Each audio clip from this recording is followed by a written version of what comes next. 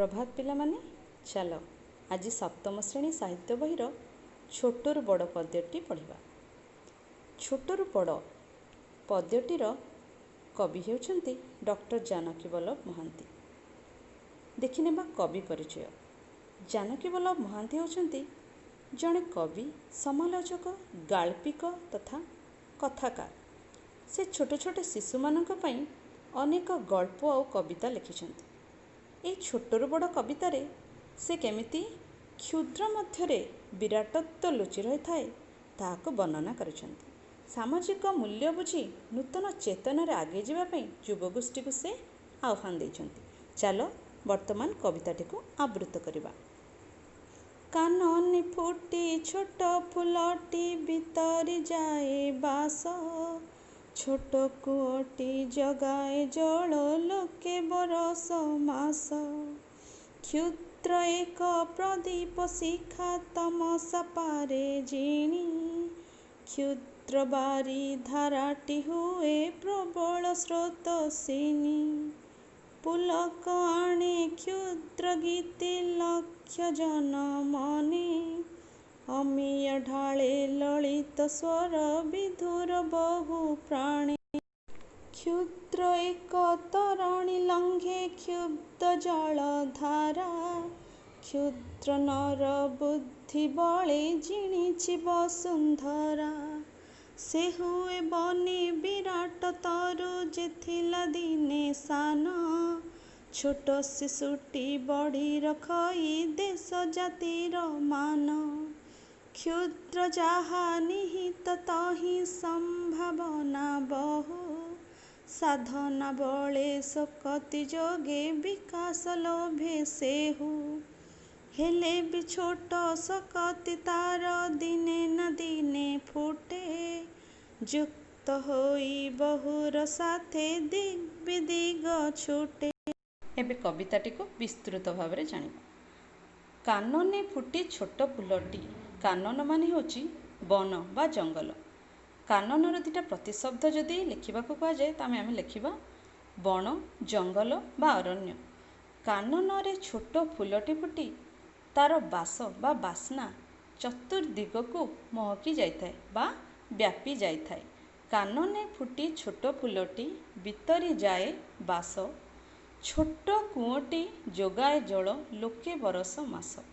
अर्थात गोटे छोट कुओटी छोट हेले मध्य से मास मास वर्ष वर्ष धरी समग्र जीवजगत को जल जोगाई थाए। क्षुद्र एक प्रदीप शिखा तमसा पारे जिणी। क्षुद्र अर्थात छोट, क्षुद्रर विपरीत होची बृहत। क्षुद्र एक प्रदीप शिखा गोटे दीप शिखा, तमसा अर्थ अंधकार को जिणी थाए माने जय करि थाए। तो क्षुद्र एक प्रदीप शिखा छोट होइथिले मध्य गोटे दीप शिखा से विराट बड़ अंधकार को जय करि थाए बा अंधकार को दूर करि थाए। क्षुद्र बारी धाराटी हुए प्रबल स्रोतसिनी। बारी बारी अर्थ होची जल। एठारे क्षुद्र क्षुद्र जल बिंदु प्रबल स्रोतसिनी। स्रोतसिनी अर्थ होची नदी। छोट छोट बारीधारा शेष रे जाई गोटे विराट बड़ नदी रे परिणत होइथाए। पुलक आणे क्षुद्र गीति लक्ष्य जन मने। पुलक अर्थ होची आनंद। गोटे छोटिया गीतटी जेतेबेले आमे शुणी थाउ सेतेबेले लक्ष लक्ष लोकमानक मनरे से आनंद देइथाए। अमीय ढाले ललित स्वर विधुर बहु प्राणी। विधुर अर्थ हैला कातर बा दुखी। जो लोक माने दुखी थांती बा जो मानकर मनरे क्षोभ थाए बा दुख थाए, से छोट गीतटी शुणिला परे ता मनरे आनंदर लहरी खेली जाए थाए। क्षुद्र एक तरणि लंघे क्षुब्ध जल धारा। तरणि अर्थ हैला नौका बा डंगा। गोटे छोट डंगाटीए क्षुब्ध माने होची अशांत। अशांत जलधारा को से अति सहजरे लंघन करिथाए बा पार करि देइथाए। क्षुद्र नर बुद्धि बले जिणिछि वसुंधरा। आमे जेतेबेले देखिबा संसार रे बहुत बड़ बड़ जीवजंतु आमठार अछंती, सेमानंक तुलना रे मनुष्य बहुत क्षुद्र, किंतु से तार बुद्धि बल रे ବସୁନ୍ଧରା ଅର୍ଥ ପୃଥିବୀକୁ ଜିଣି ପାରିଛି ମାନେ ଜୟ କରିପାରିଛି। ସେ ହୁଏ ବନେ ବିରାଟ ତରୁ ଯେଥିଲା ଦିନେ ସାନ। ଗୋଟିଏ ଛୋଟ ତରୁ ବା ଛୋଟ ଗଛ ସେଦିନେ ବିରାଟ ଦ୍ରୁମ ବା ବିରାଟ ଗଛରେ ପରିଣତ ହୋଇଥାଏ। ସେ ହୁଏ ବନେ ବିରାଟ ତରୁ ଯେଥିଲା ଦିନେ ସାନ। ଯେ ଦିନେ ଛୋଟ ଥିଲା ସେ ଦିନେ ବଡ଼ ବିରାଟ ଗଛରେ ପରିଣତ ହୋଇଥାଏ। ଛୋଟ ଶିଶୁଟି ବଢ଼ି ରଖଇ ଦେଶ ଜାତିର ମାନ। ଛୋଟ ଶିଶୁଟି ଛୋଟ ହେଲେ ମଧ୍ୟ ସେ ଦେଶ ଜାତିର ମାନ ଗଢ଼ି ରଖିଥାଏ। ଯେମିତିକି ବାଜି ରାଉତ ଏତେ ଛୋଟ ପିଲା ହେଲେ ମଧ୍ୟ ସେ ଇଂରେଜମାନଙ୍କୁ ଆମ ଦେଶରୁ ତଡ଼ିଦେବା ପାଇଁ ବୋଲିକି ନିଜ ଆତ୍ମକୁ ଜଳାଞ୍ଜଳି ଦେଇଥିଲେ।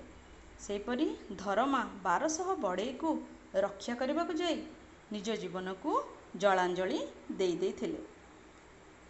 ଠିକ୍ ସେହିପରି କ୍ଷୁଦ୍ର ଯାହା ନିହିତ ତହିଁ ସମ୍ଭାବନା ବହୁ। ଛୋଟ ଛୋଟ ଜିନିଷ ମଧ୍ୟରେ ବିରାଟ ସମ୍ଭାବନା ଲୁଚି ରହିଥାଏ। ଯେମିତି ଆଜି ଆମେ ଛୋଟ ଛୋଟ ଶିଶୁ ହୋଇଛେ, ବିଦ୍ୟାଳୟରେ ଅଧ୍ୟୟନ କରୁଛେ, ଆମ ଭିତରେ ବି ଡାକ୍ତର, ଇଞ୍ଜିନିୟର ଆଦି ବିରାଟ ପଣିଆ ଲୁଚି ରହିଛି। ଠିକ୍ ସେହିପରି ସାଧନା ବଳେ ଶକତି ଯୋଗେ ବିକାଶ ଲୋଭେ ସେହୁ। ସେ ଧୀରେ ଧୀରେ କେମିତି ବିକାଶ ପାଇବ? ସାଧନା ବଳରେ, ଅଭ୍ୟାସ ବଳରେ ଧୀରେ ଧୀରେ ତାହା ବିକାଶ ଲାଭ କରିବ। ହେଲେ ବି ଛୋଟ ଶକତି ତାର ଦିନେ ନା ଦିନେ ଫୁଟେ। ତା ଶକ୍ତି ଛୋଟ ହେଲେ ମଧ୍ୟ ସେ ଦିନେ ନା ଦିନେ ପ୍ରସ୍ଫୁଟିତ ହୋଇଥାଏ। ଯୁକ୍ତ ହୋଇ ବହୁର ସାଥେ ଦିଗ୍ ବିଦିଗ ଛୁଟେ।